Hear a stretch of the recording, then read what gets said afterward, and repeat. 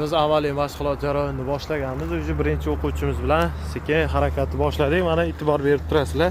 Burilish chirog'i uchmadi, 5 pala. Uchirib olish kerak. 1 metr oralig'ida to'xtaymiz, yaqinroq. To'xtash masofa yaxshi, 1 metr oralig'ida. Yuring endi. Piyodalar o'tish yo'lagidan keyingi mashq estakadaga qarab yo'l olamiz. Estakadaga ham xuddi shunday 1 metr oralig'ida to'xtashimiz kerak, stop chizig'idan. Ertaroq to'xtab qo'ysak ham 5 pal minus qiladi. Rushnoy tortildi. Tormozni qo'yaring. Rushnoy tortilganda tormoz svetlar uchadi. Endi ozgina gaz berib turib, sipleni ko'taring yarim. Mana mashina intiladi. Rushnoy tushiring.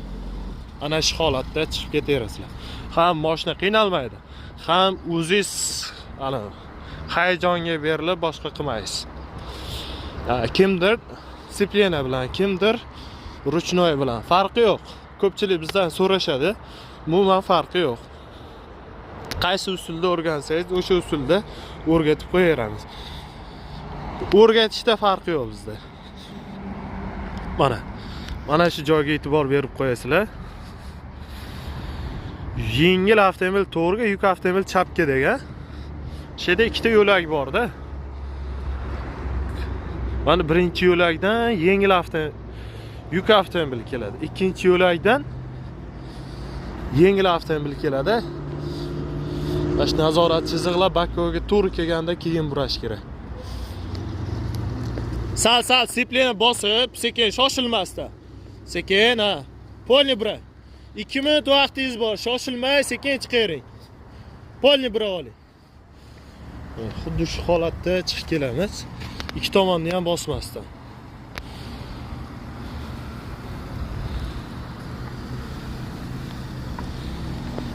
Svetoforga e'tiborli bo'ling, alishyapti.